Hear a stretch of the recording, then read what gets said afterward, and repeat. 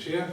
Pozdravljeni na že tretjem večeru Slovenskega filozofskega društva. Jaz sem Tomaž Lešovnik, sem trenutno predsednik društva. Danes imamo v gosteh akademskega profesorja dr. Tineta Hribarja, ki ga vsi poznamo, seveda. Jaz ne bom preveč besed zgubljal, bi pa rekel vseeno tole, da sem profesorja Hribarja na tak primeren filozofski način spoznal pravzaprav iz knjig. In sicer brali smo v času študija njegovo res odlično delo Fenomenologija 1 in 2, tako res lep uvod, in to je bilo prvič, da sem se dejansko spoznal z filozofijo Martina Heideggera na res neverjeten način prikazano. In spomnim se, ko sem sedel v eni utici in kuro si Pečko, Gašperček hodil po drva in bral to knjigo in potem šele čez nekaj časa ugotovil, kaj je Heidegger Hütter, no, in se mi je nekako tudi to potem malenkost poklopilo. Tako sem spoznal v resnici profesorja Hribarja, potem pa seveda še na predavanji filozofijo religije, imel takrat za moja generacija, skratka res izjemen intelektualec. Zopet imamo v vlogi moderatorja našega Žanika, kot mu rečemo, Tadeja Urbanijo, doktorskega študenta zgodnega Heideggera, in on je zdaj naš tradicionalni vodja vseh gostov, ki nekako prihajajo s fenomenološko-hermeneutične tradicije. Hvala nam tudi Trubarjevi hiši literature, da nas ponovno gosti in besedo moderatorju in gostom. Hvala, Tomaž. Da ne pozabimo, tam v predprostoru so tudi knjige, tako da če kdo želi kupiti takšno knjigo, tam so na razpolago. Torej za začetek, vaše zadnje delo, ki ste ga objavili pri Slovenski matici, je delo, o katerem bomo se danes pogovarjali, Nesmrtnost in neumrljivost, trilogija. Zdaj za začetek bi se ustavili samo pri samem pojmu nesmrtnosti. Zdaj, nesmrtnost pojmujete iz gledišča človekove končnosti oziroma smrtnosti. Pri čemer izhajate iz Heideggera, ki je smrt razume kot način biti človeka. Smrt je bistveno moja.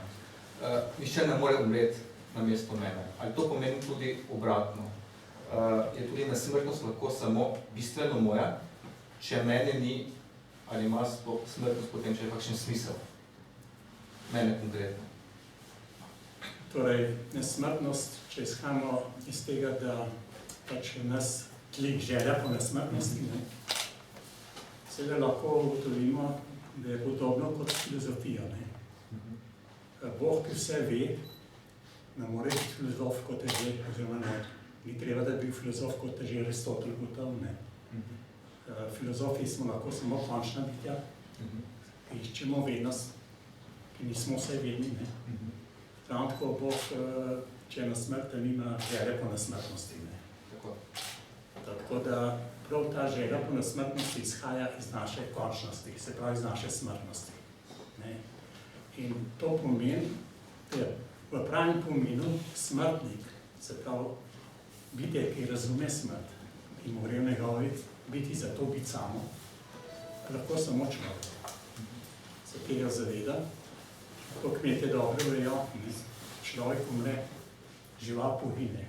Zdaj berem časopise, so začeli kar govoriti o umiranju živali in tako naprej. Dokaj, metaforično, ampak živali ne umirajo. Nimajo tega odnosa do smrti, kot ga ima človek, in to lahko samo človek, niti Bog, niti žival. Tako da na kmetih smo tudi, za čebelce smo rekli, da umrejo za nobeno drugo živalko, ko se jaz spomnim, to zaradi mene, ne vem, zaradi česa. Z tega vidika je smrt kot zgolj človeška, to hkrati implicira tudi diferenciacijo načinov bitja.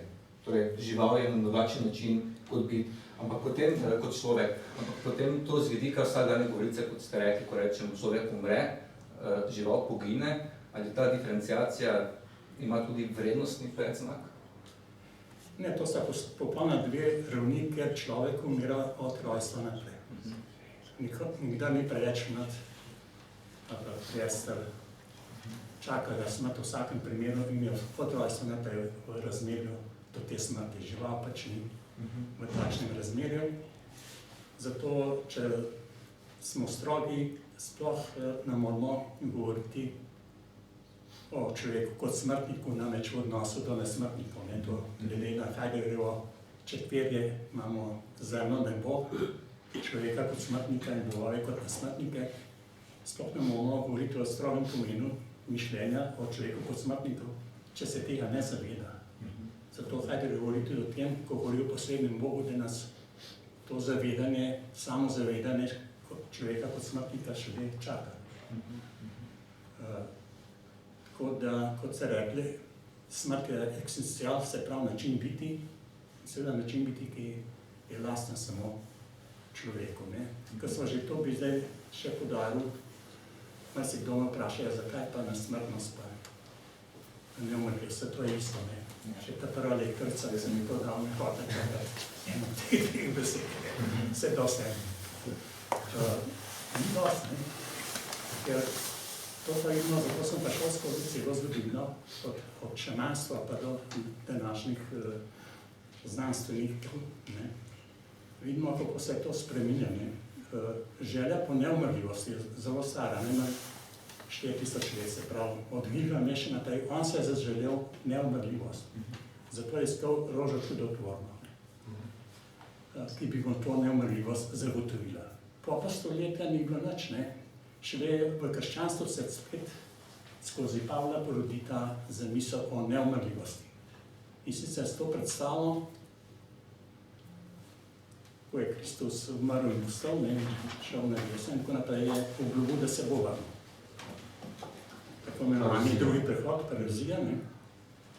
To je pa pomenil, ta obljuba je posebovala, da ko se bo vrnil, bo vse svoje, se pravi tiste, ki vanj verujejo in živijo na njegov način, na krščanski način, da jih bo žive, se pravi z dušo in telesom, vzel se seboj v nebesa.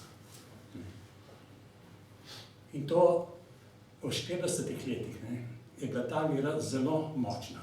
To je tisto, kar je krščanstvo pravzaprav ne samo ohranilo pri življenju, ampak mu dalo ta zagon. Pavel potem izrecno reče, brez vere v slavljenje je vera prazna. No, zgodilo se je pa to, da je to začelo razpadati. Kristusa ni pa ni bilo, parazija se ni zgodila.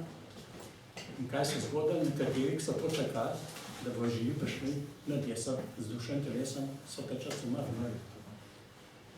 In to je imel nenadoma Pavel ogromno dela, da je razložil najprej samo sebi, potem pa še vsem svojim kristjanom, če tako rečem, kako se bo to, kaj bo zdaj to. Ko Jezus pride nazaj, kaj se bo zgodilo?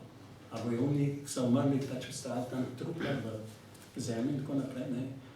In tako je prišlo do tega, da bo, ko se bo Jezus vrnil kot Kristus, bo najprej tiste, ki so že umrli obudil od mrtvih in je rekel, Pavel, ne sakirajte se, pa bomo šli pa vsi skupaj, ti vojeni, ki so bili že mrtvi, ki so zdaj živi, bomo šli skupaj, oziroma gremo v nebo, skupaj s Kristusom.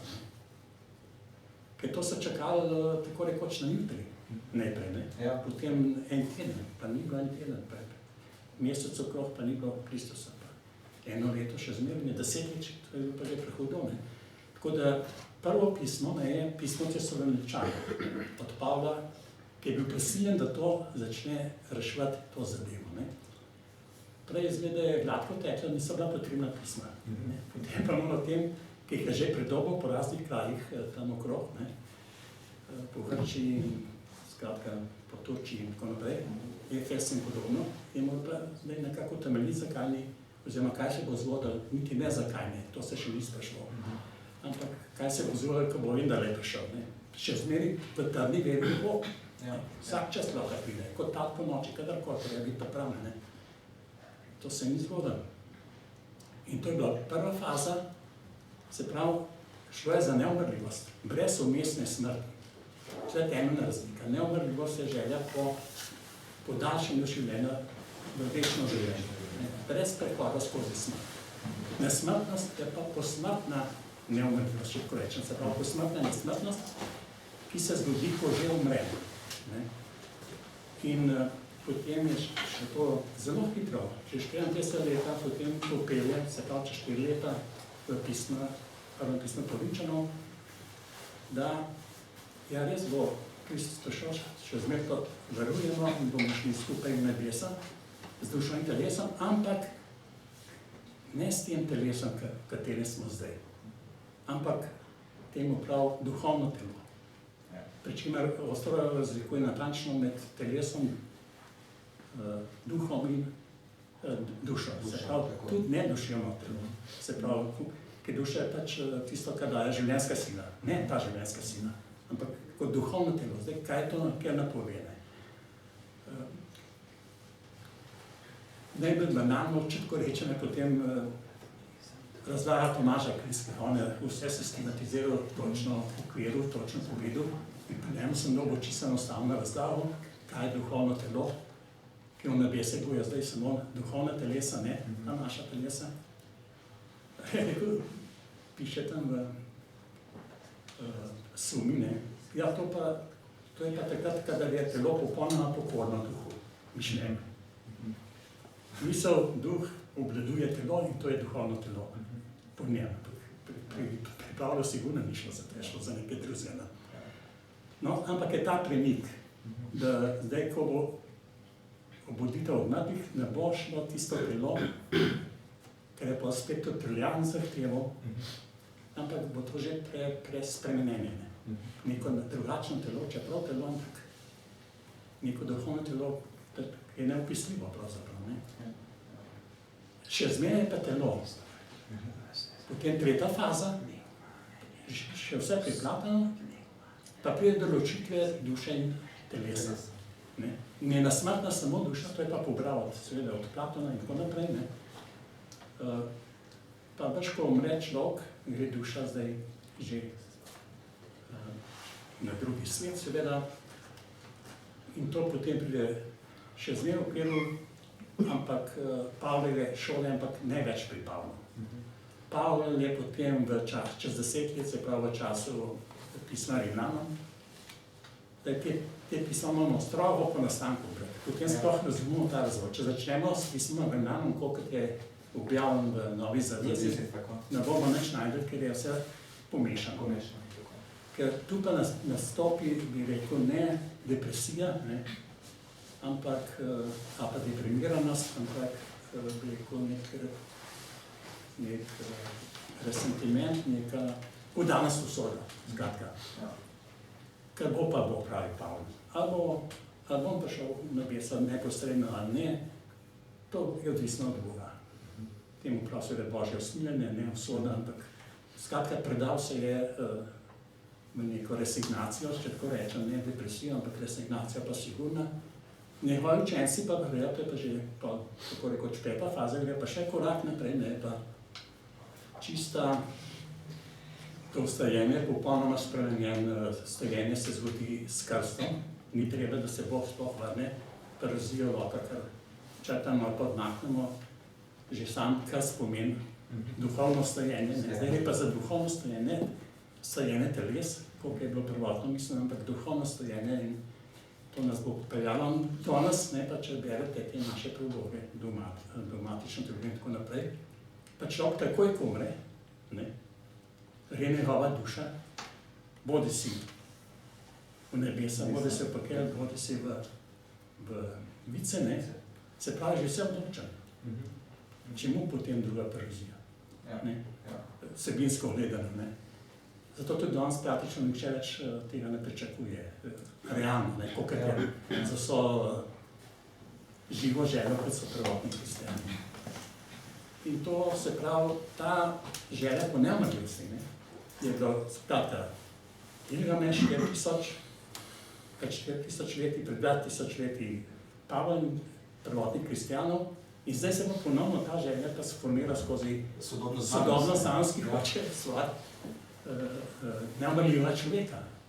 Sodobni znanosti ne gre za smrtnost duše, to jih ne pride. Oni bi radi To je tudi skupina znanstvenikov, ki se imenujejo transhumanisti. Tako, ki smo se ne, vpisali, neumrljivost, se pravi večno življenje. Če to ne, pa saj podaljšanje za nekaj časa, 300 let. Skratka, ta razlika je med nasmrtnostjo in neumrljivostjo in v bistvu je temna želja še zmeri o neumrljivosti. Nesmrtnost je tako rekoč nekakšen nadomestek za tisto, kar se res želimo.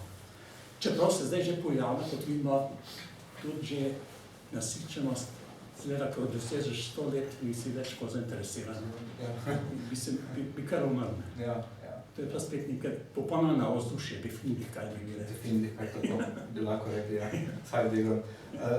Zdaj zanimivo je, ker ko ste omenjali, ponovadi govorimo o judovsko-krščanski kulturi kot o neki identitete. Ampak ravno z vidika nesmrtnosti je ta identiteta nekoliko vprašljiva, kajti Hebrejci same pojma nesmrtnosti sploh niso poznali. Nesmrtnost se pojavi šele, temu rečem jaz, proto-krščanska dela knjige v času Makabejcev. V drugi knjigi Makabejcev se prvič pojavi to usnajenje v nesmrtnosti. In to preko žrtev, preko mučenikov. V vojni je mučeništvo. Ta je zgodba o materi in 7 sinovih.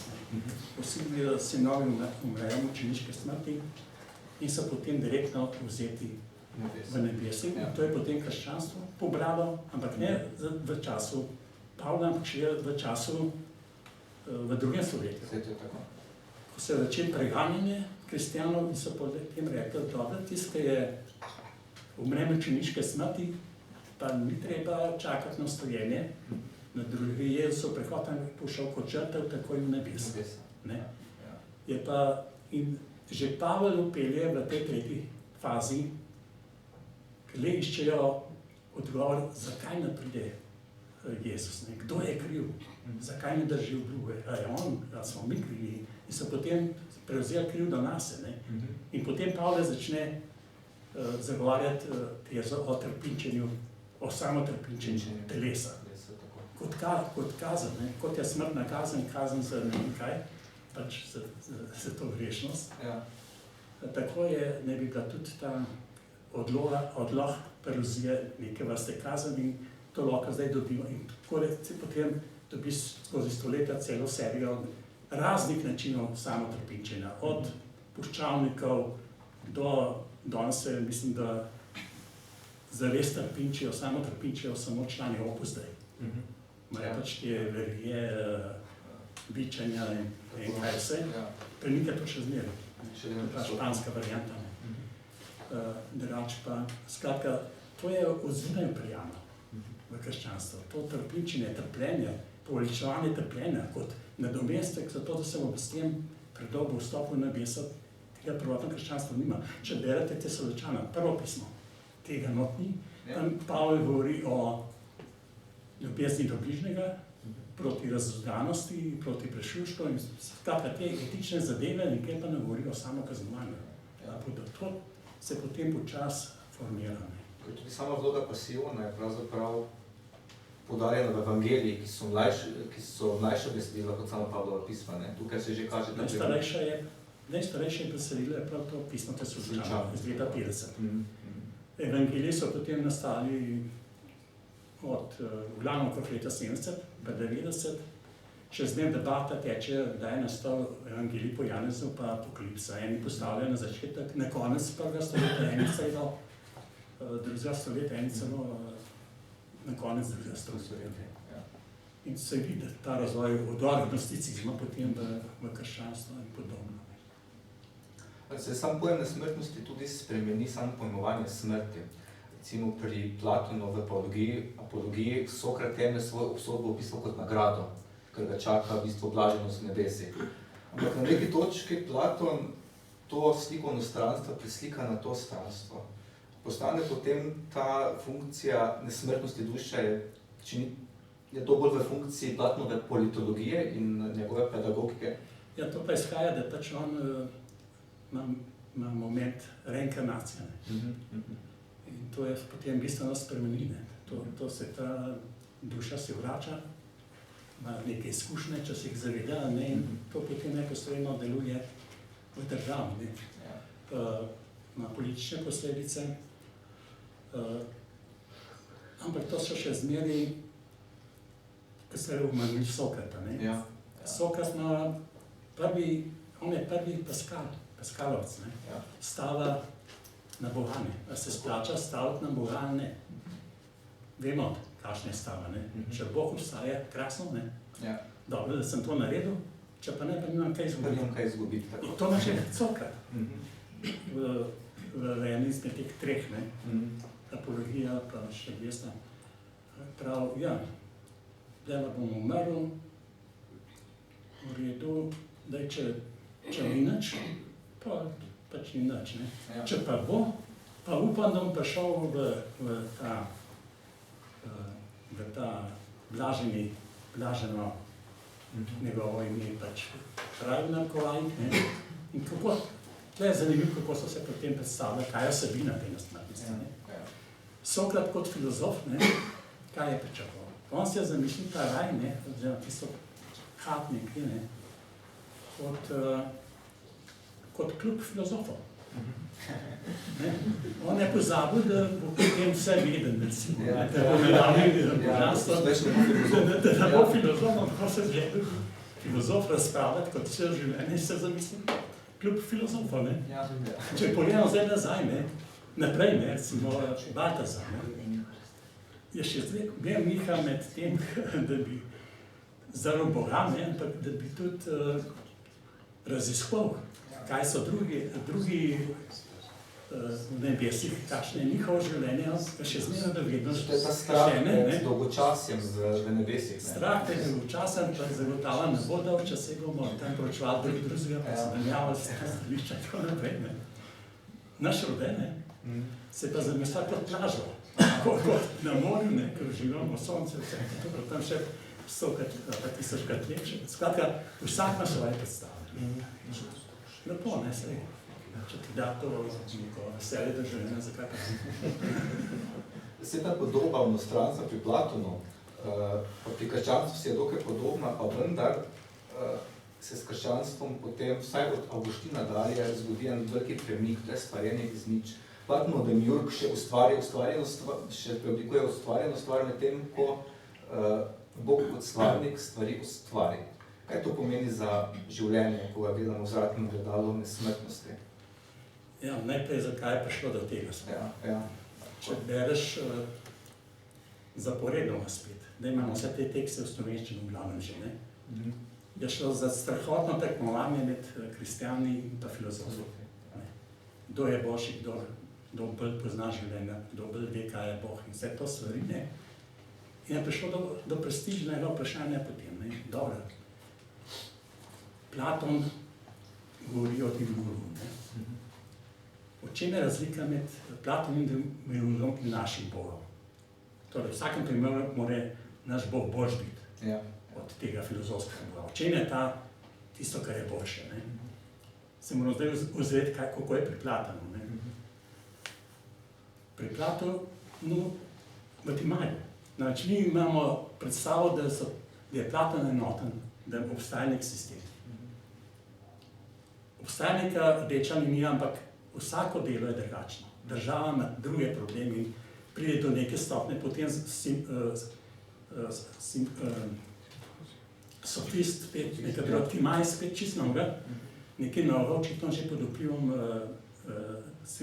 stare zaveze, oziroma pač tekstov, ki so takrat krožili okrog. Namreč pri Platonu imaš dva dela, ne. Imaš Ehnatona, egiptovsko tradicijo, to pride na dan v Parmenidu, eno, dobro, tudi v državi. Druga je pa tala tudi pač iluzijski, prav nikolo-grški misterij in pa tudi judovski priučimo, ne. Ta demiurg, mislim, da je od tega, iz tega kroga prišlo. In imamo tri stvari, ki so večne v Timaju, ne.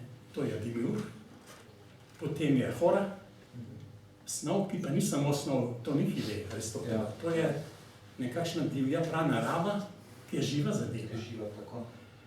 Potem imaš pa ideje, ki bivajo spet ne vem na kakšen način, nekje, ravno tako večno, in zdaj demiurg kombinira, sestavlja te ideje pa to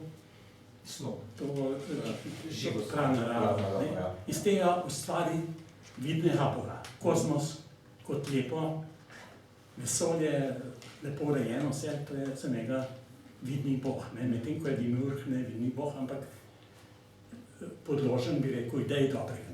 Prav to je, zato imamo tako lep, najboljši vseh svetov, ker je sam ta demiurg dober, brez zavisti. Ni tako zavisten, kot so bogovi na začetku stare zaveze. Kaj pravi, ne bomo pustili, da bo ta zdaj, ki je pojedel to spoznanje, da bo zdaj šel od drevesa življenja in bo še naprej nasmrten, tega ne bomo pustili. Platon to pusti.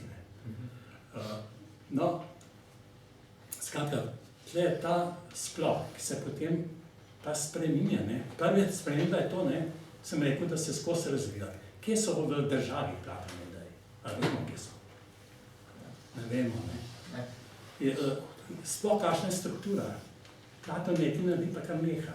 Pa pojno deluje, pa ne. Recimo, kaj je z dobrim? Že tam je en hud problem. On govori enkrat o ideji dobrega, enkrat o dobrem samem. Ideja dobrega, to je pa bitnost dobrega. Ampak on pravi potem, da je dobro on stran bitnosti in on stran bivanja. Se pravi, dobro je on stran idej. Kako lahko potem govori o ideji dobrega? To je nekaj štima. In se sam tega zavedam, ampak nisem rešiti, pa šel kar naprej, bom se vrnil, se veste, kar pišete. Nekaj si prepiše, da so še vrnil, ampak pa vse pa vrniš, ali pa ne. Imaš drug problem.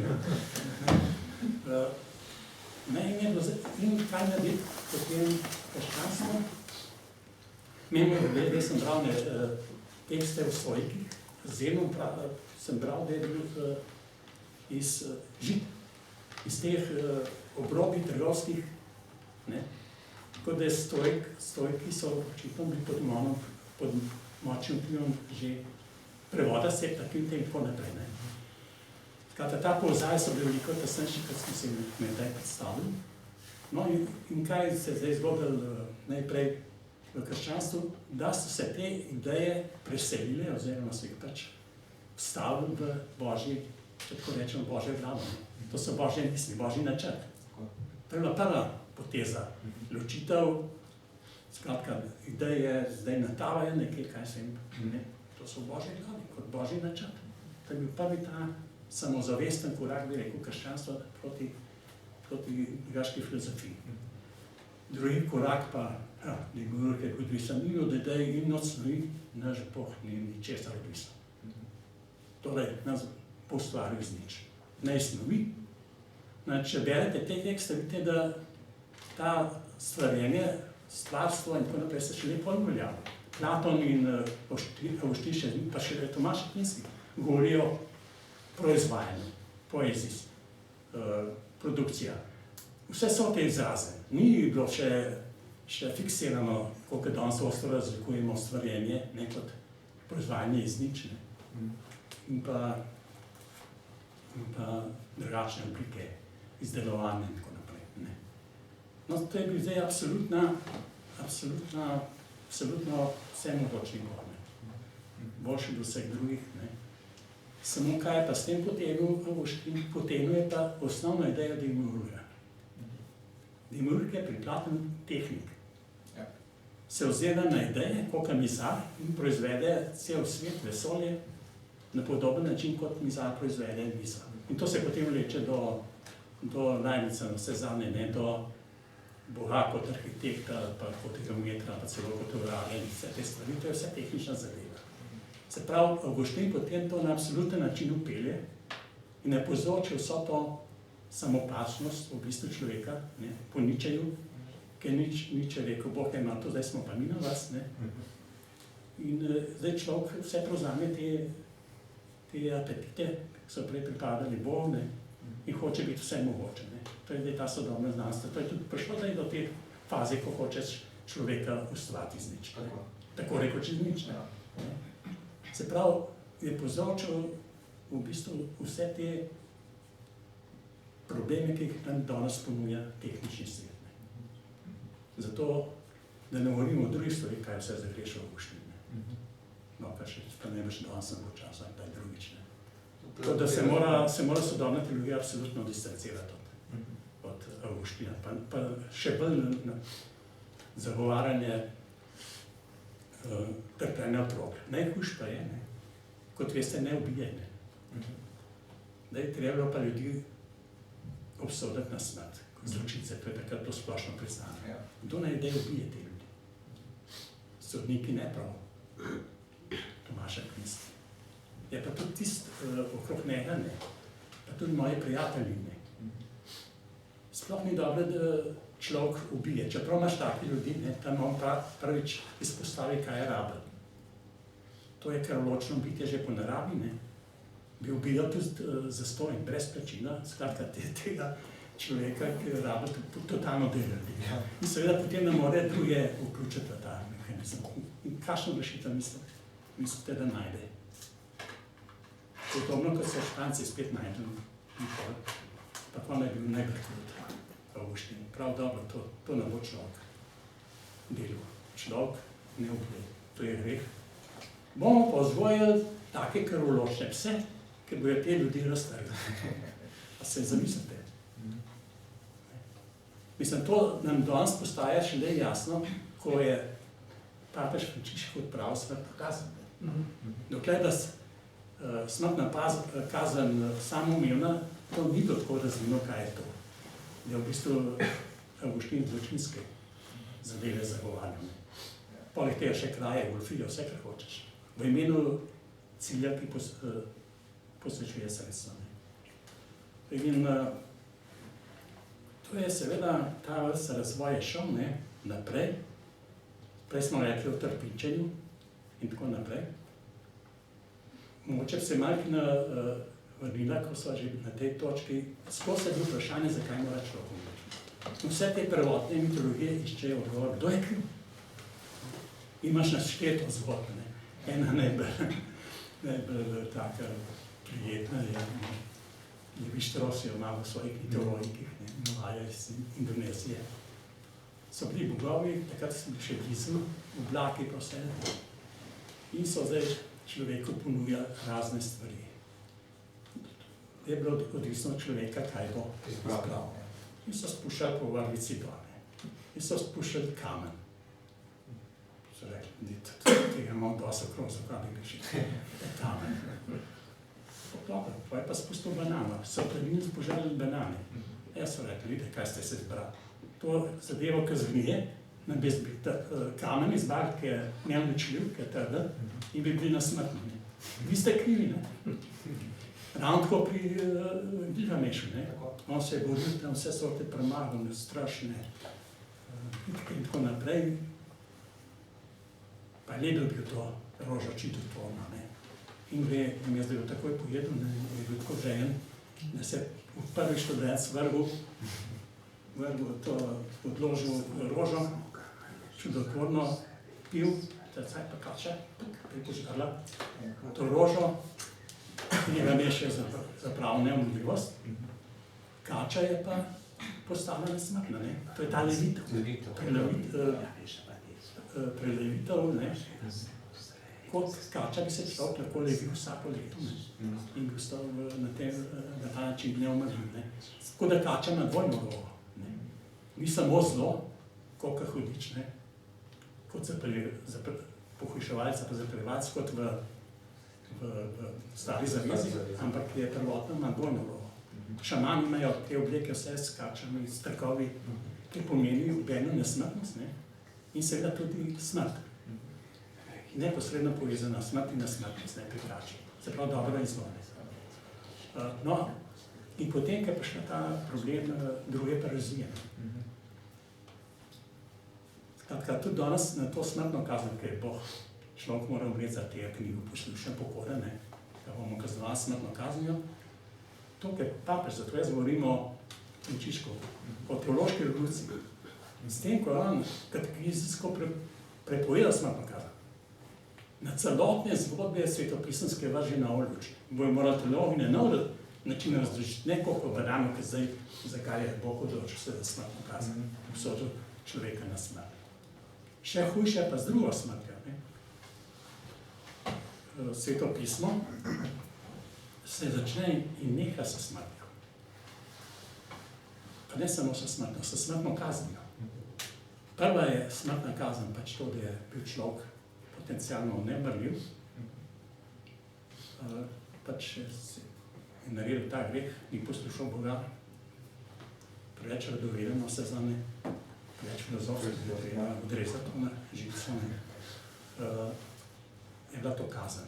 Potem se o tem ni govoril, so vrgli na drugi Jezusov prihod, ker bo res odrešil, ker prvi rundi mu ni uspel nekaj. Se pravi, je bila potreba, da se še enkrat vrne, pa da svojo posel do kraja spile. Se pravi, odreši res ljudi na ta način, da jih seboj napelje v nebesa.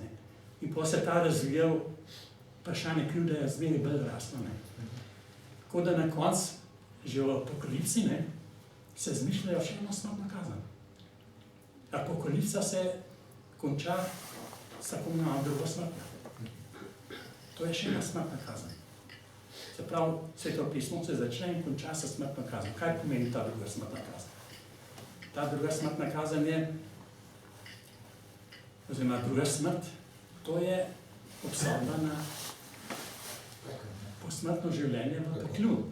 Se pravi, ta želja po nesmrtnosti ima neko željo v sebi, nesmrtnost je lahko dobra, je lahko tudi slaba. Je lahko nebesa, lahko pekel. Se lahko znajdeš v predpeklu, pa so znaš še vice, to so prednebesa. Zakaj prednebesa? Vica pa predpekel niso isto, prednebesa pa predpekel niso. Dor je vica, ki je že v nebesih potencialno. On ne more priti v pekel. Se pravi, to so prednebesa. Pekel je pa spet ta delitev, pa že tudi Platon, had pa tartar. Predpekel je had. Tartar je tisti, tam ni šel Jezus. Jezus je šel samo predpekel. Na rameni prinese to, ki je Marko Rupniku podobno za leto 8 na rameni tudi dobro prestirali. Ampak glavna kazen, to ima pa seveda zelo razdelan dan, ki je zelo živo, da je lahko nekaj papežev postal pekel, je pa ta druga smrt, večno trpljenje. Večno trpljenje. Eni crkveni očeti tega niso mogli prenesti. Ker tega pa Bog že ne bo naredil, ni naredil, to ni mislil zares. To bo pravo, ko bo prišlo do konca vesolja in tako naprej, bo tudi pekel ukinil.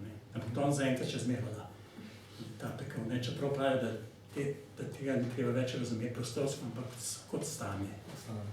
Skratka, to spet najrazličnejše variante. Ampak je ta grožnja še hujša zdaj, ker smo že pri tej knjigi, recimo, ne samo, da se po smrti lahko zgodi ta huda zadeva, da padeš v pekel. Ta znameniti, ki je bil tukaj 12 pravil življenja, Robica, je imel intervju v družini. In so ga vprašali, da se bojiš smrti. Ne, rekel, že je rekel, se bojim smrti, ampak še bolj vse pekla. In greš so anketo delali, to se najbolj bal pekla. Kdo misli, da se najbolj bal? Različni sloji. Najbolj so, je bilo strah duhovniki. V teh anketih je najbolj, zakaj, to bi bilo dodatno različno. Najbolj se pekla bojijo duhovniki. Ta Robica tudi ne.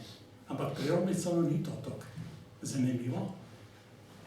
To je bilo za družino. So ti spraševalci, trije so bili kar poskočili v vesel in pravili, se bojite bolj pekla kot smrti. Torej, verjamete po smrtno življenje. In da je šok. Ta prav, to pa ne bi lokal. Tega pa nisem mogel misliti. Glede tega pa nimam stoliči, ne vem, kako je s tem. Skratka, on se je priklad, da bi zares verjel v smrtno življenje. To danes ankete kaže, da 10% praktično verje od konfesionalnih kristijanov. verjame zares v posmrtno življenje. Ne. Dobro je, da je naslov tega intervjuja bil, ne, prvo je, da ne lažeš. Ker on se dejansko ni zalil. On je bil v tem precepu in ga je strah smrti, ampak čeprav ne verjame v posmrtno življenje. To je ta paradoks, ne.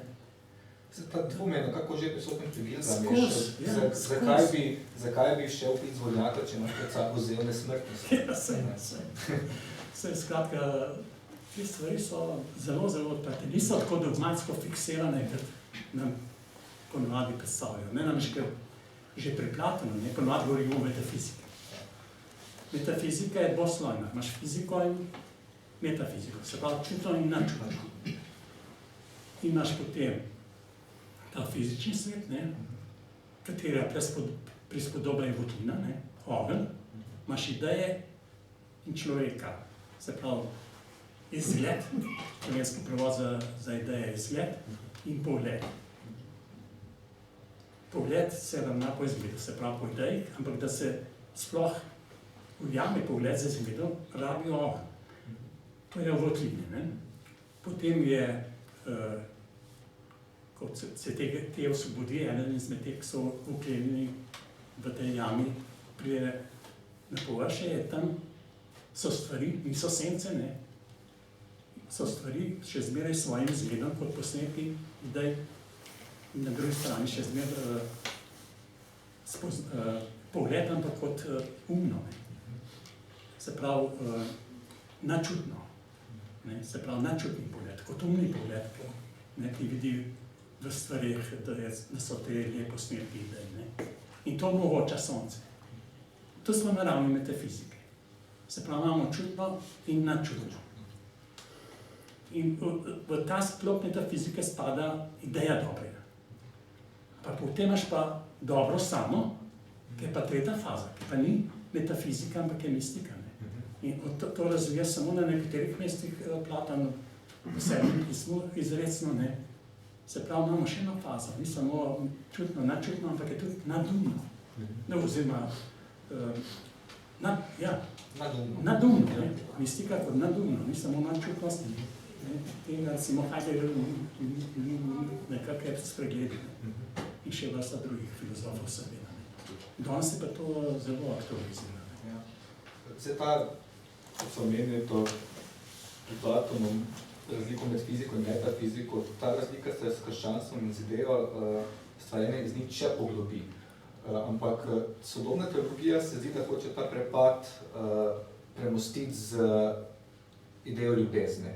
Ampak ta ljubezen ni eros, ni telesna ljubezen, ampak je agape, torej ta karitativna ljubezen, skrb za drugega. Ampak po drugi strani pa beremo, torej ljubi svojega bližnjega kakor samega sebe.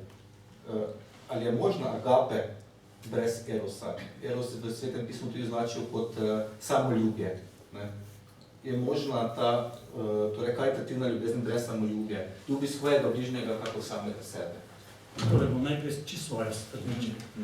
Zame prava ljubezen ni brezpolnost. Oziroma, ljubezen, prava ljubezen oboje, se pravi je eros in agape. Ne? Ti imaš rad nekoga, to ne pomeni, da samo zaradi spolnosti se žrtvuje za njega in vse te stvari, ampak brezpolnosti ni te energije. Ne? Se pravi, zame je to najvišja stopnja, oboje. Ta razcep, ki se je zgodil v krščanstvu in se potem skozi skolastiko in še naprej zmeri bolj poglablja, danes, kot pravite, se na nek način presega, je seveda spet en hud problem, ne? To v tretji knjigi, ne, recimo pri Gorazdu Kocijančiču obravnavam, ker navaden kristjan misli, da ko bom prišel na nebesa, ne, če bom prišel, če ne bom pa prišel prav in bom prišel na nebesa, potem sem pa rešen. Potem bo pa vse dobre. Zdaj, če berete Kocijančiča.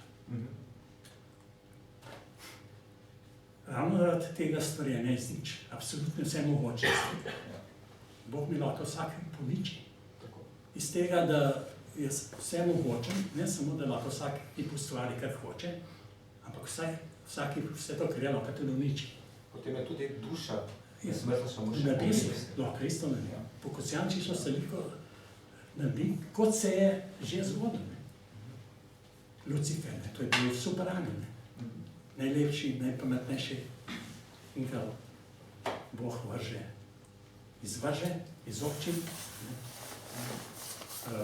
Skratka, spopadi so bili v nebesih že, od vsega začetka. Konflikt, tako rekoč, svete vojne, verske vojne, kako temu reči. To se dogaja v nebesih, še pred stvarjenjem sveta.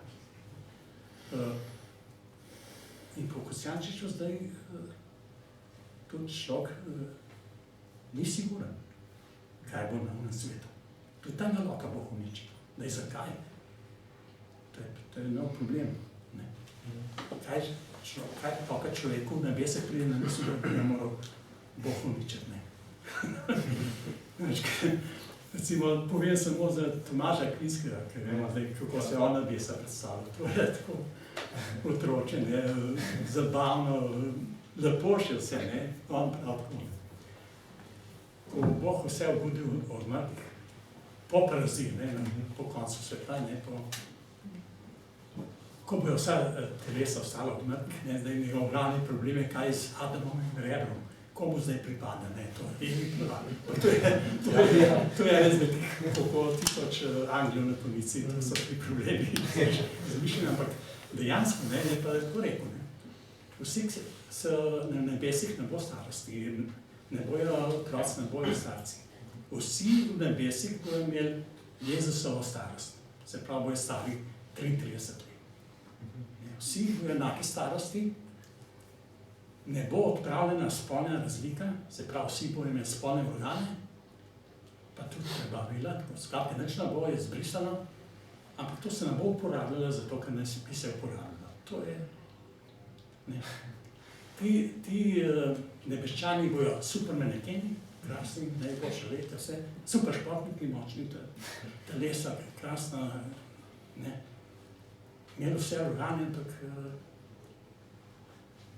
spolnost je pa prepovedana, oziroma izbrisana. To jaz recimo očitam krščanstvo, da je tako začelo gledati na spolnosti, to skušajo danes popraviti, ker brez spolnosti ni človeka. To spada k smrtnosti. Eros in agape, brez človeka občutka, in to je Dostojevski prvi razvil, brez človeka občutka smrtnosti tudi pravi ljubezni. Občutka, kaj pomeni to imeti rad. Prav Dostojevski tam predstavlja, Dostojevski, kot veste, je bil pred strelskim bodom. In vse, kar je krivoverskega mislil, je prepisal Ivanu. On tam Barabe je lahko govoril stvari, ki jih Dostojevski ni smel zagovarjati, da bi vse jih to napisal, in ena s tem je, kaj bo zdaj, ko se bo človek osvobodil vseh teh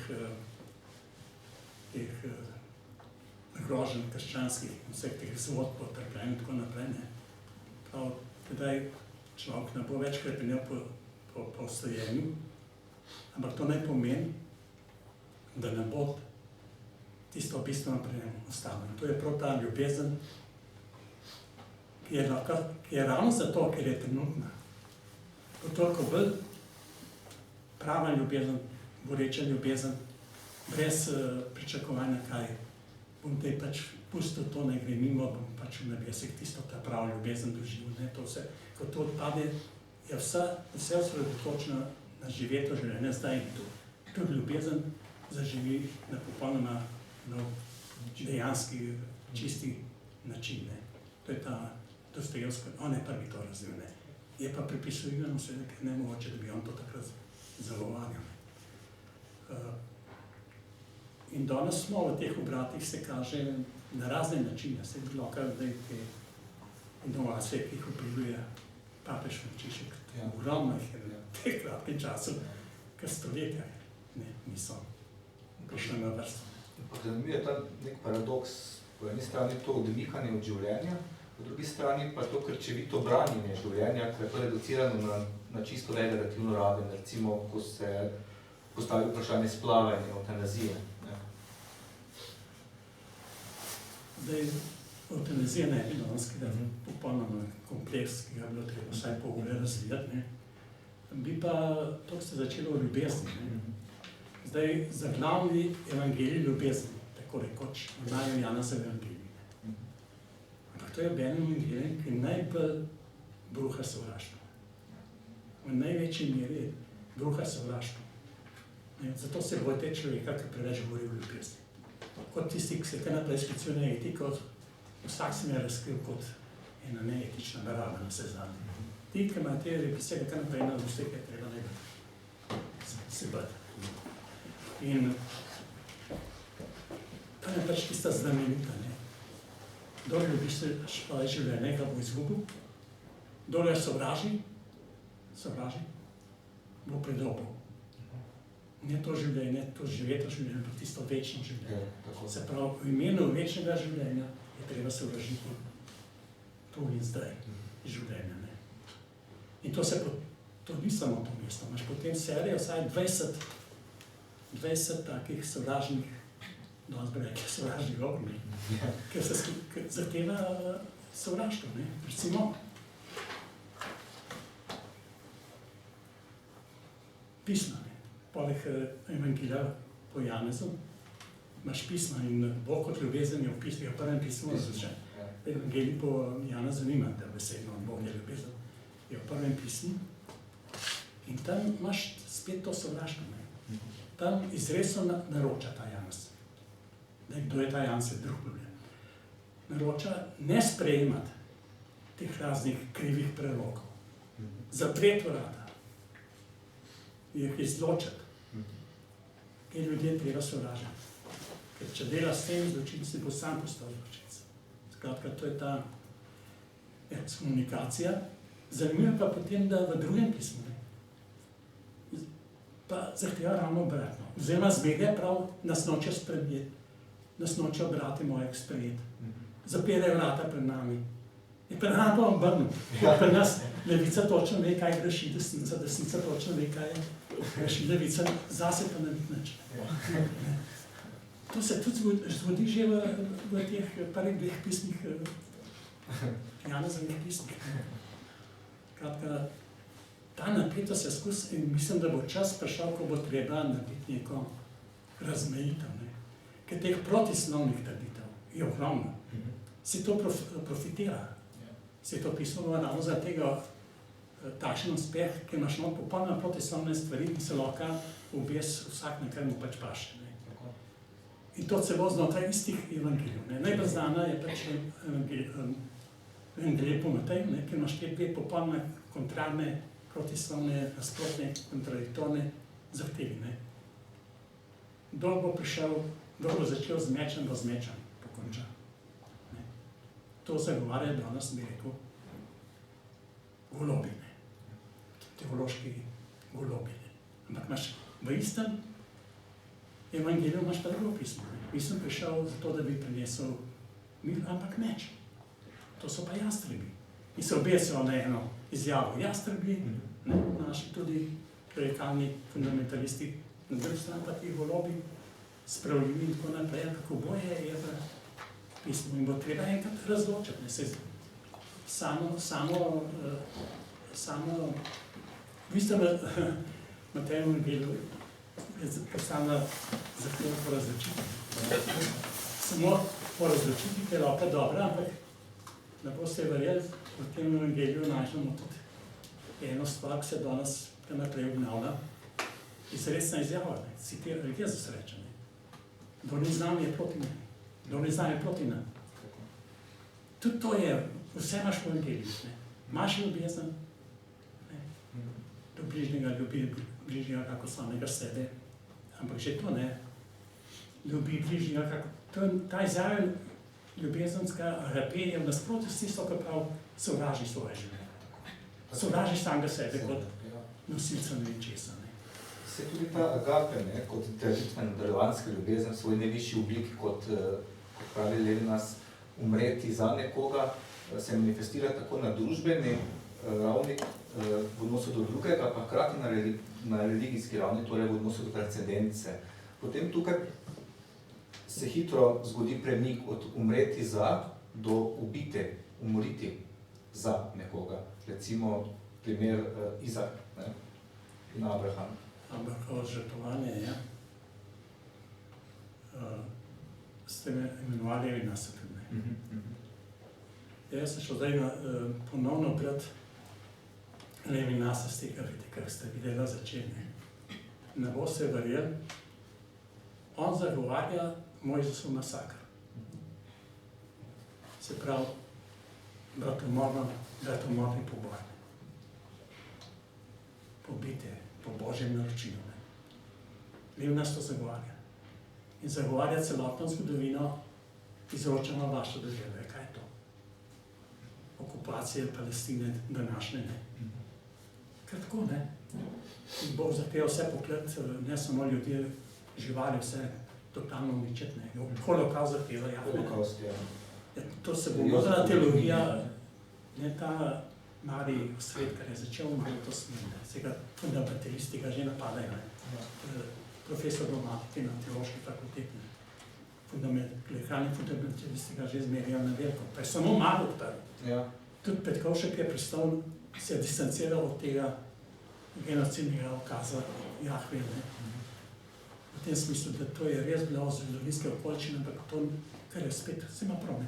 To ni nujno, ne vodi nujno, da bi moralo krščanstvo to nasilje, te krvoločne zadeve izvajati, ne? To je res, ne? Mislim, vaše, brž ko to pristaneš, in to bo daj v okviru teh Frančiškovih inovacij nujno. Bo treba vse te spremne besede, pa vse te podopombo bi morali to razložiti na nek način. Pa razumeti, kaj ker sam so res sprejeli tudi ta Petkovšek govorijo, da pač človeštvo gre skozi fazo prerazvoja, od začetka, ne. Tega danes že te vsi skupaj pišejo, ne. Na kateri fazi smo pa danes? Če je bilo takrat tisto, prejšnji vojn, danes na to gledamo kot žrtvovske ukaze, kaj je treba danes spet že v novi luči, na tej točki transhumanizma in tako naprej, teh možnostih, ki jih ima kibernetika, tehnika in tako naprej. Te se moramo danes razmejiti, to je vse odprto. In to, da dobimo sploh to občutek, da je treba stvari na novo pregledati. To pa lahko samo iz najgloblje človeške biti, ne neke zbiranje materialov in tako naprej. Tu smo žgal danes najbrž na moj model. Ekart je to naredil že v 13. stoletju, se pravi, prehiteval vse sodobne teologije. On je neverjetne stvari naredil. Pri njem imamo že neizrecno, ampak implicitno ostro kritiko stvarjenja iz nič. Kritiko Avguština.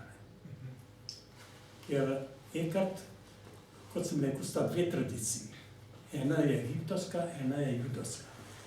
Egiptovska, to je linija od dobrega, Ehnaton, sonce je dobro, ne? Brez boštva, mislim, to ni Bog, eden izmed bogov, sonce je že pri Ehnatonu. To potem Plotin prevzame, ne? Deloma Platon skozi, ne da je dobro, ampak dobre, na mistične ravni, ne? In to potem Ekart. Pri Plotinu, zdaj pri Plotinu vidimo, tam imamo tri hipostaze, tri storme. Najprej eno, potem je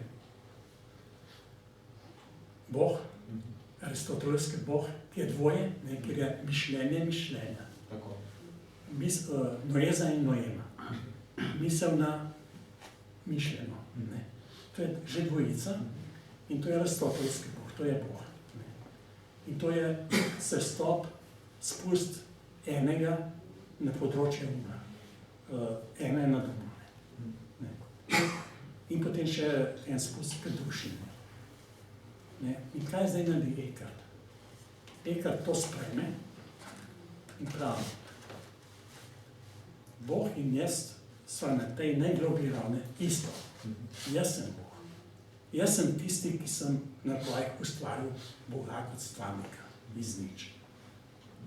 Če bi se jaz drugače odločil, ne bi bilo Boga kot stvarnika. Vse te stvari razvijatam, čisti jaz je tisti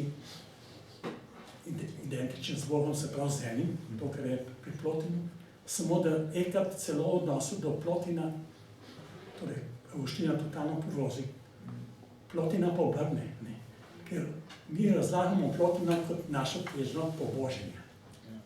Ne. Hočemo postati Bog. Ne prav, enkrat, mi smo bogovi. Mi smo bogovi. Jaz sem Bog, ne bogovi. En sam Bog je. Jaz sem Bog. Čisti jaz je Bog. In glede za spust, za počlovečenje tega. Preko Boga kot Aristotelega mišljenja do duše, do sile življenja. Ne. Se pravi, enkrat postavil spredje ta spust, počlovečenje. To pa je tisto, kar je veliko pozitivno krščanstvo. Počlovečenje Boga. Tako da imaš pri enkatu potem to neko posrečeno sintezo, ne. Se pravi, Plotina, ki je preko katerega sem jaz zdaj tisti, mislim, to je absolutno priznanje dostojanstva. Je to res, koliko je res, ne. Husserl je to potem. To sem že zdaj ugotovil, ko sem natančno Ekarta prav. Je v bistvu preplonko. Ekart pa se pravi, on ravno in ta čisti jesena smrt. So pa ta čisti jesena smrt. Zato je Bog. Ne umri, oziroma sploh ni rojen. Ker recimo Bog je rojen, Jezus je rojen. Ta čisti jaz ni rojen. Je na začetku, je na izvoru vsega, je kazus, totalna kazus, samo vzrok. In vsega tukaj, tudi Boga stvarnika. Se pravi, popolna ta digniteta, dostojanstvo človeka, ki ga potem šele, kot je Pico Mirandoga opelje. Ker celotno srednji vek je človek nekaj mizernega. Bog je perfekten, človek je defekten. Šele Pico Mirandoga, dostojanstveniki so bili crkveni šefi. Šele Pico Mirandoga opelje potem dostojanstvo človeka. Kot da imamo danes dostojanstvo človeka kot ustavno kategorijo. Vse te najboljše ustave od Nemške. Pri nas so klerikaciji pa boljševiki dosegli, da je spadlo. Jaz sem predlagal začetek ustave, zavedajo se svetosti življenja in človekega dostojanstva. Na to so štartali in klerikaciji in ta začetek je bil od pisateljske ustave do denovske ustave, do predloga. Šele potem so skupno močni to vrgli. Tako da tega danes ni več. Je pa potem v nekem drugem členu dostojanstvo človeka. Medtem ko ima nemška ustava, pa že v prvem členu dostojanstvo. In zakaj je dostojanstvo človeka? Ne zato, ker je nedotakljiv, ker je božanski. V smislu, tle pa razlika, ne med Ekartom. Ampak zato, ker je dotakljiv, ker je smrtno ranljiv, saj Bog ne rabi pravic. Zato, ker je nesmrtno, pa zato, ker je umrljiv. Tako, zato, ker je umrljiv in tem je njegovo dostojanstvo in zato je nedotakljiv. Če bi bil hudiga smrten, si ga ne bi mogel nihče dotakniti v tem negativnem smislu. In vse to se danes premeva, kopiči, skratka, danes smo v odprtem prostoru. Vse stvari se stekajo na nov način nekaj treba premisliti. Zato sem se jaz lotil, da sem enkrat pregledal skozi vse te faze, zato je dosti prvršno, to mi je rekel, že ni življenjsko delo. To mi moral reči 40 let. To na koncu, veste, to je tisoče podatkov, že letnic, ne vem kaj vse. Tako da sem moral blokirati tam ne podačke. Dela vrsta stvari, če dela, me vprašal, kdaj se je rodil, recimo to. Ne vem, če bi vedel, vem pa, ki se to najde. Dače pa to seveda neko, zlasti pri teh letih, ko se bližaš 80, tega ne obvladaš več v polni meri. Moram pa reči, da ko smo že pri strahu pred smrtjem, jaz sem pred lansko leto naredil operacijo, da me je prej skrbel pri mladih letih smrt pa to naprej, recimo. Zdaj pred to operacijo meni je prav ne skrbel, sem pristal, da bom umrl brez, recimo, ne. Meni je bilo več strah nastavno. Se pravi, človek, ki pride nekaj leta, zgleda, da potem tudi ta, ko sem že prej omenil, na nek način zgleda, to preživiš, oziroma si narava sama, če tako rečem, te pripelje do tega, da gledaš na vso zadevo drugačne. Prej je pa pač ta želja po nesmrtnosti, po neumrljivosti, to je v bistvu ta življenjska sila, ki se govori s tebi. To ti daje moč. Hkrati v ljudi ljubezen, ne? Vse to se tu zbira, ne? In to bi rad, ne? Koliko prav niče, ne? On smrt Boga, ampak ne smrt večnosti, ne? Tebe ljubi večnost. A ne? Se pravi, kljub temu, da je razglašal smrt Boga, ni bistvene lastnosti Boga je to hotel hrano. Večno vračanje enakega in tako naprej, ne? To je ta volja do življenja, pa do moči se zame. Zdaj, to volja do moči ni treba gledati samo negativno. Čeprav je v glavnem deluje negativno kot volja do oblasti in do vsega tega, ampak je tudi ta življenjska radost. Se pravi, vse te mislice bo treba, zanamci bo to na nov način interpretirati, ker bo tudi ta odnos do smrti zgleda se spremenil, da ne bo več taka grozna, katere. Doslej imasi, da je globne. Prej, ko ste omenili Pavla, Pavel si je zelo pomagal vse potem, ko je začel govoriti o tem duhovnem telesu, tudi za grško filozofijo. Ko je imel govor na Areopagito, takrat ga stoiki na Epikurejci preprosto niso razumeli, so ga razumeli kot kvasača. Kaj ta človek kvasa?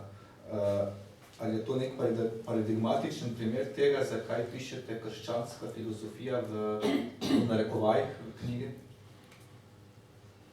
Ja, gre za bistvo filozofije. To je dobesedni prevod. Je rado vednost. Sofija je vednost, filen je ljubitelj aparat. Zdaj, prevaja tudi ljubezen do modrosti, ampak kdo zna povedati, kaj je modrost?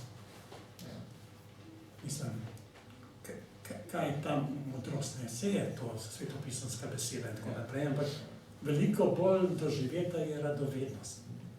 Se pravi, mene žene, kot smo prej govorili o Sokratu, radovednost, kaj je to? Glavno vprašanja filozofska so, kaj je bivajoče? Kaj je bivajoče kot bivajoče? Zakaj je bivajoče Leibniz in ne raje nič? Pa Heidegger vprašanje. Kaj se dogaja? Kaj je dogodek, kaj se dogaja? Kaj se pravzaprav dogaja z nami v tej zadnji fazi? Ne več, kaj je bivajoče, ampak kaj se dogaja? Vse to je radovednost, vse to je nečesa ne vem, bi to rada s temu približamo. Teologija, krščanstvo pa izhaja iz vednosti, to je pa absolutna vednost, to je pa razodeta vednost. To je konflikt. Ne moraš ti ohraniti, mi tu obenem absolutno vednost, gotovost, tako rekoč, obenem pa radovednost.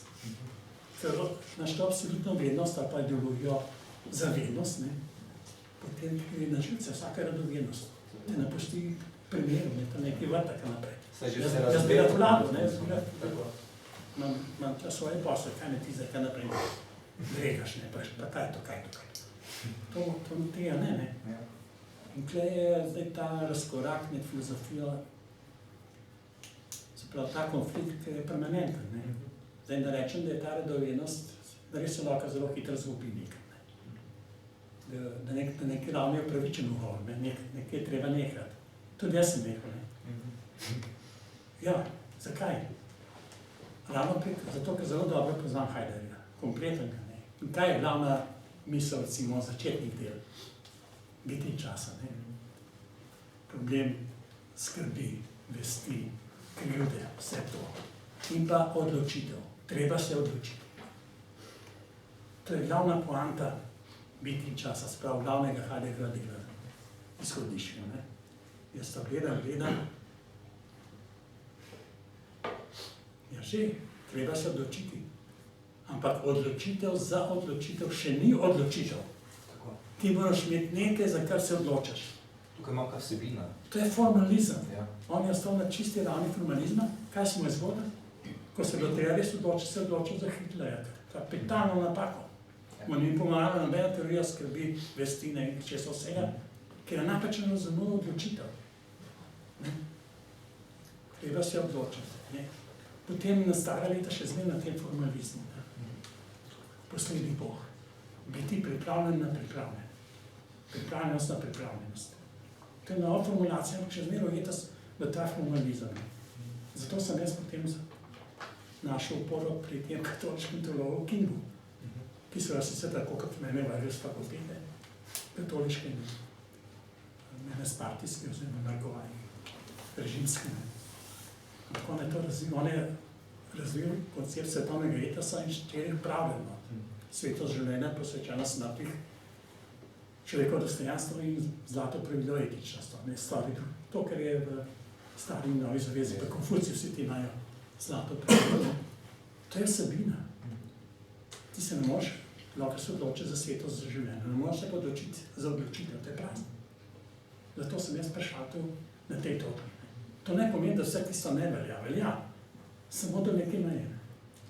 Na koncu se moraš odločiti za nekaj vsebinskega, da se bo odločil za ubijanje ali proti ubijanju. Takrat pa ni dileme, oziroma je jasno odločitev. Ampak Kinga je doletela ista usoda, tudi on je bil ekskomuniciran iz cerkve. King, ja, mislim, da ga je ekskomuniciral njegov sošolec, Ratzinger, kasnejši papež.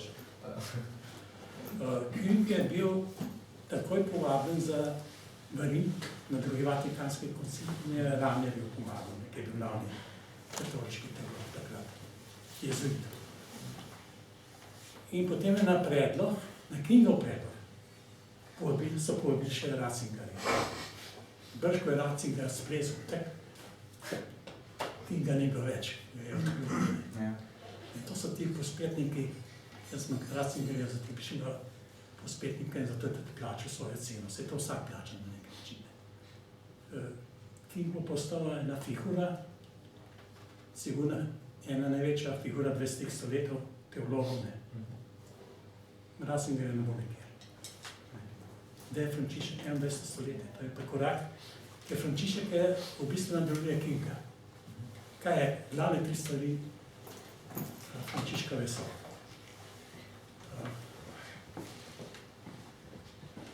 Vprašanje, da ne obsodi homoseksualce. Je rekel, to sem jaz, da bi sodil. Ja, kaj to pomeni? En sam stavko je črtal dogmo nezmotljivosti papeža. Ker Kinga niso izključeni z fakultete zaradi teoloških raznavanj. Zato, ker je bil proti nezmotljivosti. Ker je hotel to dogmo, se uveljava še v 19. stoletju. Novejša datuma na kulturnega rezultata. To ne spada v prejemnitima. Se pravi, to je papež povzel po Kingu in nadaljeval. Drugo, ja, to smo že prej govorili, prepoved odpravo smrtni kazni iz katekizma. To je seveda njegov glavni dosežek, kot sem rekel, teološka revolucija, ki to bo nov pogled, ki bo na nov način treba osvetliti vse svetopismo, vse knjige svetega pisma. Posledice še ne vemo. Prva posledica je to, da zdaj ti klerofašizmi niso več mogoči, kot je španski Franco ali pa argentinski. Se pravi, ubijanje v imenu Boga ni več dovoljeno.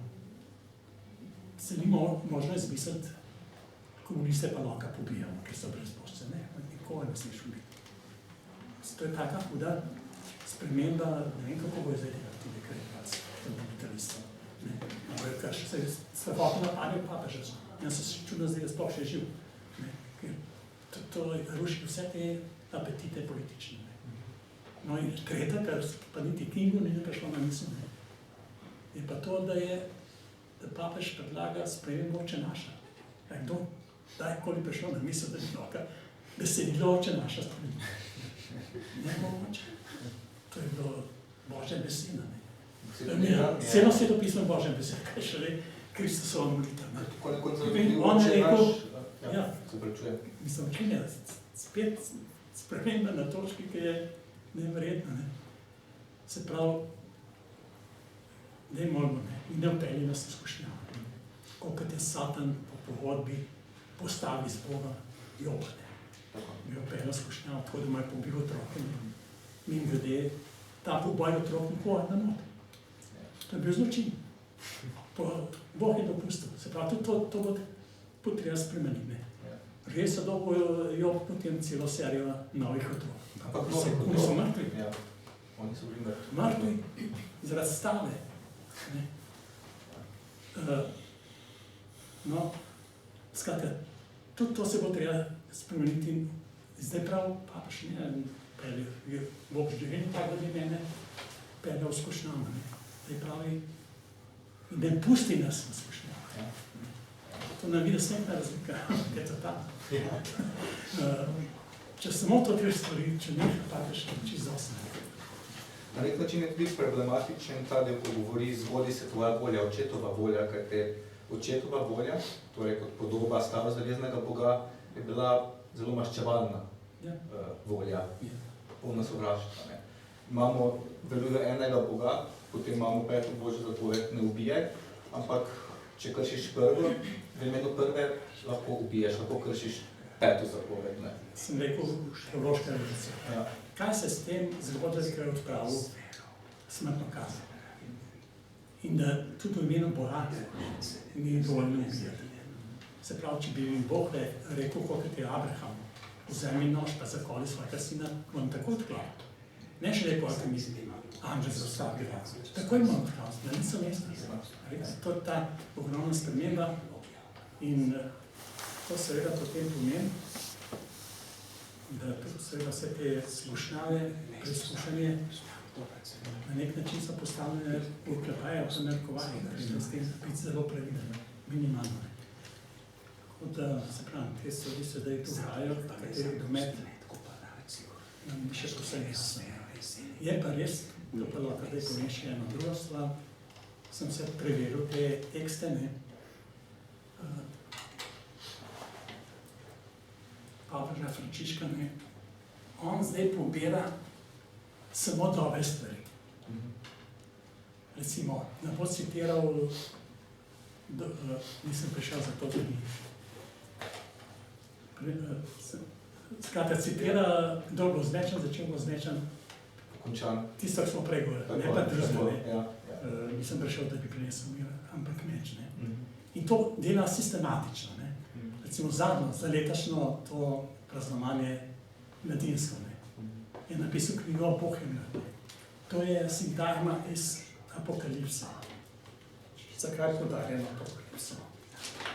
Zato, ker je Apokalipsa poleg pete knjige Mojzesove najbolj krvoločna knjiga. In to, kar tu citira papež Frančišek, je spet ta metoda, da vzameš tisto ven, kar ti je všeč in to poudariš. Ker je dobro na tej točki, ampak ne pozabiti, kaj to spremlja. Preberimo celotno citat 21. poglavja, konec 27. poglavja Apokalipse. Začne se tako. Tisti, ki je sedel na prestolu, pa je rekel, glej, vse delam novo. Na to se opre papež Frančišek. In pravi, Bog je torej tisti, ki vedno vse prenavlja, ker je sam ves čas nov. Bog je mlad. Bog, ki je večen in brezčasten, neprestano vse prenavlja. Pomlaja sebe in vse drugo. Najlepše lastnosti mladih so, tudi njegove. Bog je mlad, ker vse dela novo in so mu všeč novosti. Rad preseneča in so mu všeč presenečenja. Zna sanjariti in želi, da tudi mi sanjarimo, mladine, ker to govori mladi. Ker je zmožna sanjati, sanje pričakuje tudi od nas, od vas mladih. Ampak zdaj poglejmo, kje se nahaja ta stavek, iz katerega kontekst tega stavka. Se vrnem. Tisti, ki je sedel na prestolu, pa je rekel, da vse delam novo. Potem se pa nadaljuje. Takoj. To, da strahopeci in nevedniki, pokvarjenci in ubijalci, nečistniki in čarovniki, malikovalci in vsi lažnivci bodo dobili svoj delež v jezeru gorečega žvepla. To je druga smrt. V tem kontekstu je ta stavek, razumete? To on spregledano hoče videti, ne vem, kako v tem rekel, rad bi ga vprašal. Marko Torupnik rekel, da je ne enkrat vprašal. Ker ima kosila z njim, ne. Skratka, ne moreš tega spregledati. Treba je tudi naslednja faza. Jaz ne pričakujem papeža, niti glede avtonacije, da se bo on izjasnil. Ne pričakujem.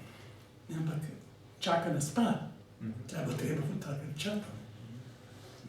ampak Sveto pismo se razume kot razodetje, kot resnica in zdaj iz te resnice preprosto izločiti tisto, kar ni v duhu časa. Jaz če bereš te nove teologije, Ja. Petkoška pa Osvetkarja ni več kone. Da res je razodetje, ampak skozi človeško razumevanje. Koliko so ljudje takrat razumeli, da to je pa potem lahko karkoli. Eni so tako razumeli, drugi tako, ni več dobesedno. Pa je pa treba iti na metaforiko, se to pa ne pomeni to, ne. Dolg čas stoletja so zdaj, zadnje 2 stoletja zlasti, so rekli, ne, to pa ni treba dobesedno vzeti, to je pa treba metaforično. To pomeni nekaj drugega, ne. Ja. Ne pomeni, recimo, ko se je Kristus pojavil v Apokalipse tik pred tem, v krvavem plašču, kot veliki bojevnik, kot ubijalec, antikristo, ne, morilec, množični morilec, kot Mojzes, ne. So rekli, ne, to ni treba tako razumeti, to je tisti meč, ki mu visi iz ust, to ni meč, to je oster jezik, ne, to je treba, to pomeni rečitev duha, ampak na ravni besedne razprave, ne, da on res pobije, pa ni res, če reš, brat je točno opisan, ne, toliko bo narode z železom parce reče, ne, to je lahko, zdaj, seveda lahko, zmer reče, že metafora, pa kaj, dobesedno, najprej treba, da lahko rečeš, da je nekaj, da ni dobesedno, moraš najprej dobesedno prebrati, da ga sploh ne razločiš, kaj je dobesedno, pa kaj je prenesenem pomenu. Sprav, najprej moraš priznati dobesednost, pa rečeš, to pa ne smemo dobesedno vzeti, ampak tako. Tisto tako je pa lahko s to razlaga, ne, smo pa takoj v množici interpretacije, ne. Potem smo pa pri tej teoriji, ki je bila v koncu 20. stoletja, ne, Derrida pa vsi tih so razvili, da isto samo po sebi so nič važna interpretacija. No, zdaj je že toliko ura, da bi mogoče še dali možnost tem, ki ste prišli, da postavite profesorja in na to Hribarja kakšno vprašanje. Ploskam.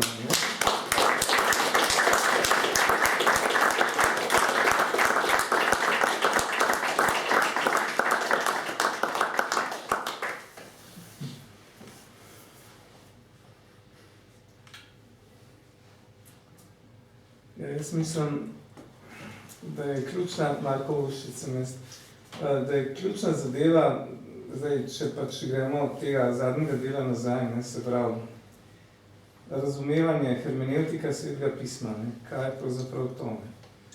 Ker tukaj je neka velika razlika med krščanstvom pa islamom, recimo, ne, to, pač v islamu je tako, da dejansko to Božja beseda, ki je bila pač posredovana Mojzesu direktno prek angela Gabriela, Džibrila. V Svetem pismu so vendarle to napisali ljudje, ne. Zlasti Novo zavezo se tukaj so 4 evangeliji, recimo v renesančni ikonografiji imamo celo zanimivo, ne, recimo kapela Paci v Firencah, so 4 evangelisti vsak s svojim simbolnim znamenjem. In zdi se kako, da bi jim recimo Marku, ne, jaz sem tudi Marko Lev, ne, da bi mu celo tako nekako malo povedal, kaj naj napiše.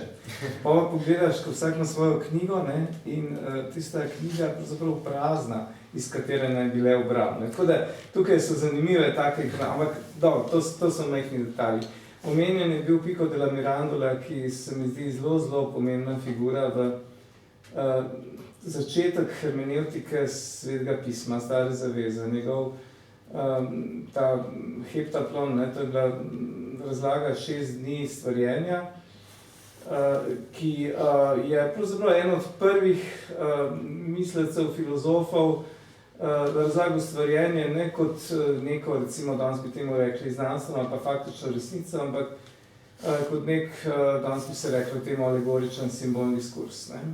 In potem so seveda sledili razni veliki filozofi, kot je bil Giordano Bruno, tudi je o tem pisal, pa Spinoza, pa Hume in Kant in tako naprej.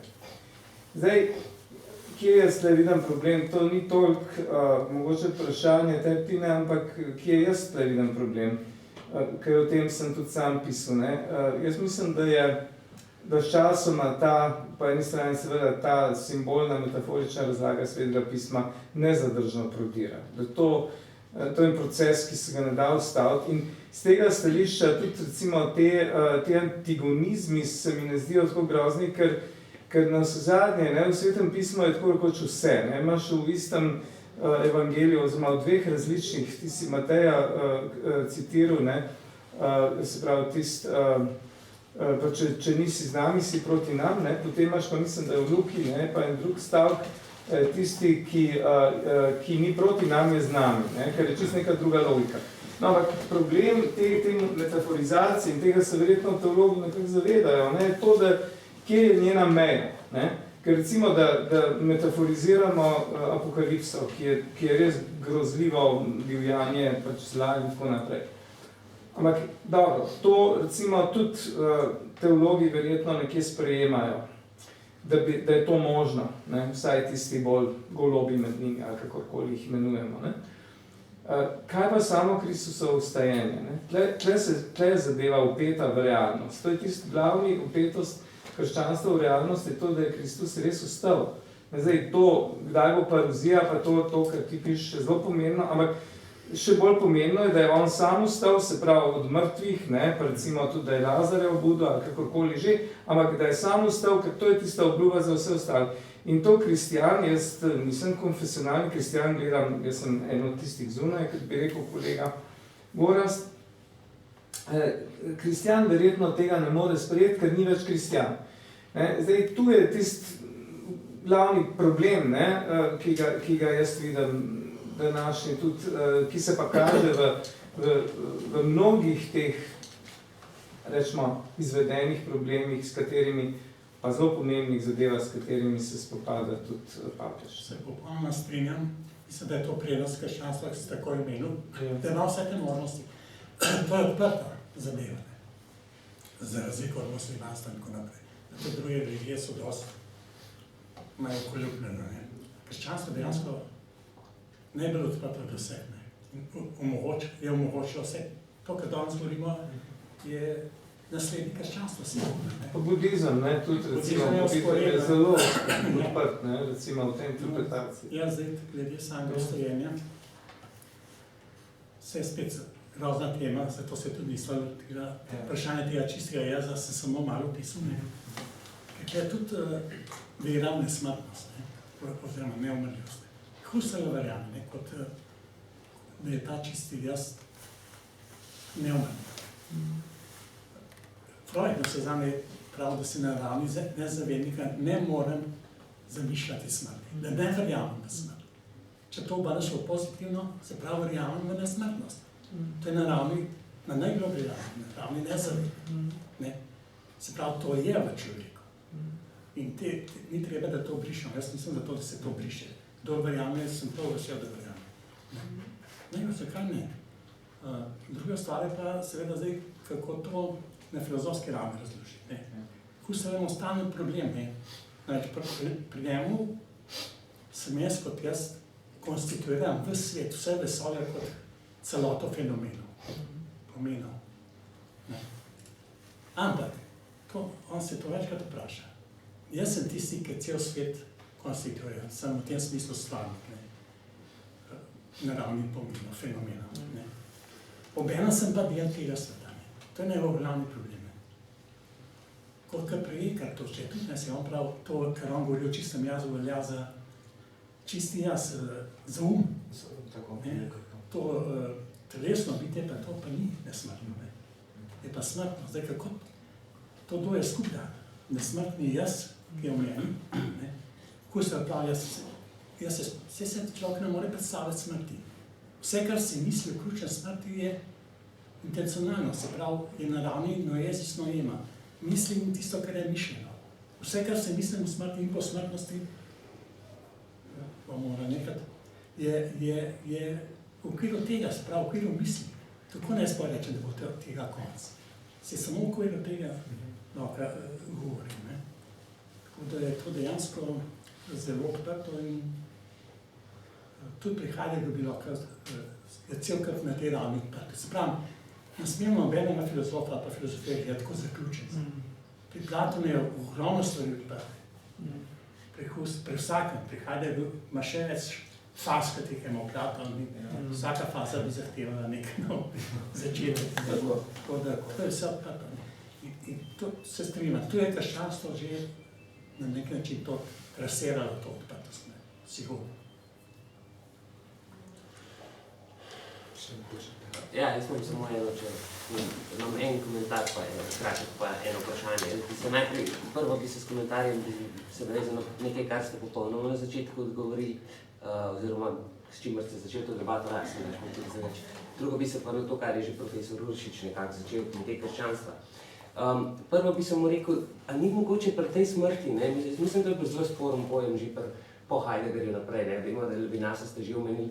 Kasneje pa seveda tudi recimo Nancy je bil recimo zadan, potem ne ravno govora, da pravzaprav smrt na nek način je nujno tudi vezan družbeno dejanje. Pa ne tako družbeno v smislu družbenosti, ampak družbeno v smislu vezi, ne? V tej primarni vezi. Na nek način se ne da smrti zares izolirati. Ne moreš ti govoriti o smrti kot nečem, kar bi bilo popolnoma avtentično, samostno, ampak je zmeri vezano na pravzaprav doživljanje drugega v enem. In na ta način, meni se zdi, to samo na sebi je tudi ena izredno pomembna dopolnitev te izvorne, da rečemo, fundamentalne ontologije pri Heideggerju. Tako da to bi na začetku omenil. Ampak druga stvar, ki je mogoče bolj pomembna zraven, je pa tudi, da ne vem, če bi se tukaj čisto lahko strinjal, da samo človek na isti način, to, kar ravno iz tega stališča, ker so potem tudi antikomunisti recimo opozarjali, je pravzaprav tukaj ena razlika med pomenom pa smislom, če smem tako reči. Ker recimo, ja, mogoče v smislu recimo doživljanja je res tako, ampak pomen, ki se reče že čebele, recimo, ko imajo, pa vseeno določamo ljudje pravzaprav s tem, kako doživljamo smrt drugega. To je ena stvar. Druga stvar, ki pa je pa glede tega, kot ste omenili, da recimo tudi papež zdaj, ko recimo poskuša recimo samo dobro izvrati iz krščanstva. Mogoče bi se rad vrnil nazaj do časa razvoja, zgodnega razvoja krščanstva, ker logika meni se zdi zanimiva recimo vloga Julijana Odpadnika, kot rimskega cesarja, ki je tam sredi 4. stoletja poskušal recimo vrniti poganstvo takrat, ko je krščanstvo že postalo prevladujoča religija. In ključno, kar hočem s tem povedati, je videti se pravzaprav, kako je začetek krščanstva ni navezan na politično funkcijo. In vzeti pravzaprav samo dobro reči, kot take je pravzaprav tudi na nek način, se mi zdi vseeno pretirano pravzaprav, rečem, nivelizacija neke politične, konfliktualne pravzaprav, ki je pa vendarle na zadnje v stari zavezi značilna za razvoj krščanstva, pa za razvoj pravzaprav religije kot take. Religija je imela nujno od nekdaj politično funkcijo, tako da vprašanje je, koliko tukaj lahko še spogovorimo pravzaprav o neki celostni vlogi krščanstva na isti način. Jaz se čisto strinjam s tem, sem prej že hotel pri Marku to dopolniti. Apokalipsa, kakršnakoli že je, to ni izmislek. Še manj laž, To je neko zajetje nekega stanja, pa ne samo zgodovinska, ampak temeljnega človeška. Se pravi, tega ne smemo sprejeti. Ravno tako velja za te staro zaveze. Ni to, da bi kar črtali. Gre za... In to je razlika med filozofijo pa recimo metodologijo. Komunizem je črtal Boga in je obenem vrgel čez kroče, tako rečem, tudi vse etične vrednote, sveto življenje, to ne. Je treba priznati, Bog je nosilec vseh teh prav vrednot, krščanski Bog, na neki ravni. In je to treba izpostaviti. Se pravi, Boga na nek način ohraniti. Se pravi, če je potem kako in vse odprto, ampak ničesar ni za zavlečeno, če tako rečem. Je treba na neki ravni poštevati. Jaz bi, glede na novo pisanja pisma, te variante mislim, da ne bo, da gre za prevajanje. Pričakujemo nov prevod v kratkem, če ne v letu 19, pa v 20. Upam, da bodo nekatere besedne anomalije odpravili, vseh pa ne, ker mi smo itak premalo razumevajoči za Boga. Bog je povedal jasno misel, moje misli niso vaše misli. Zato se jaz zdaj sprašujem, ker sem tudi v vlogi filozofa, zakaj mi tako, in tudi znanstveniki se trudijo z interpretacijami Boga. Saj, če smo iskreni, Bogu samemu to nič ne koristi. On ne bo zato nič bolj vsemogočen ali vseveden, če ga mi še tako interpretiramo v pozitivnem ali negativnem smislu pro et kontra, kot je bila ta metoda že od antike naprej uveljavljena in jo recimo dokaj še zmeraj uveljavlja tako, da ga zavrača. Če ga nekdo ne rabi, naj pošteno pove, da ga ne rabiš, pa se ne bo s tem ukvarjal. Če ga rabiš za svojo interpretacijo, boš vsaj toliko pošteno rekel, ja, jaz sem antropomorfen, jaz sem partijen, jaz sem samo na strani tega dvopartitnega sistema Bog-človek, samo s človeško logiko mislim, pa ne bo spora.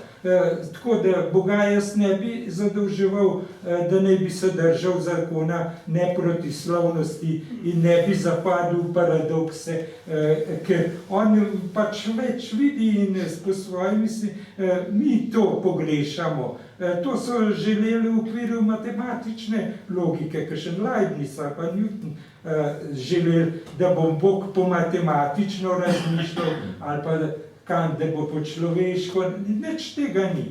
Mi bi mogli narediti zdaj en korak naprej in se partijno, samozavedno ograjevati znotraj lastne meja. To bi bil pravzaprav prispevek v okviru Kantove religije čistega uma, kjer se zaveda lastnih meja. Če se ne zavedamo, potem lahko Bogu marsikaj pripisujemo ali pa mu odpisujemo, ampak to je čist prostovoljen posel, ki niti nam dosti ne koristi.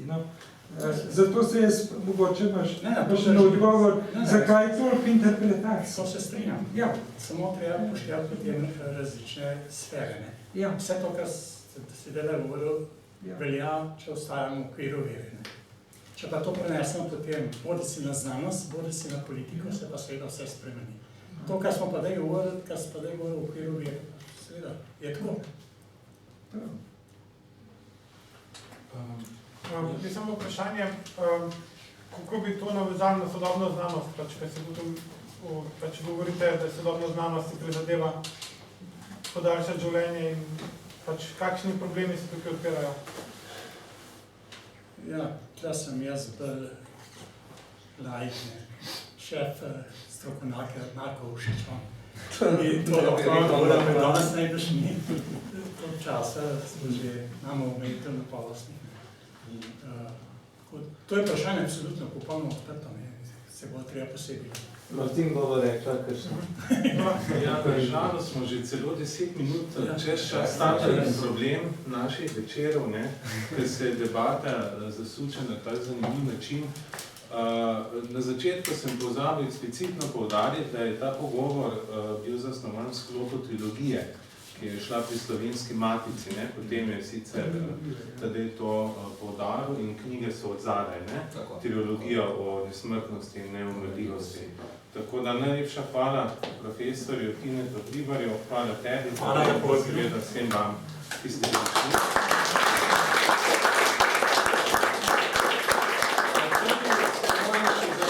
Gašperju Pircu, Robertu Petroviča in pa seveda posnetek pogovora, kot tudi že prejšnja dva, dobite na YouTube kanalu in na spletni strani, če bo koga.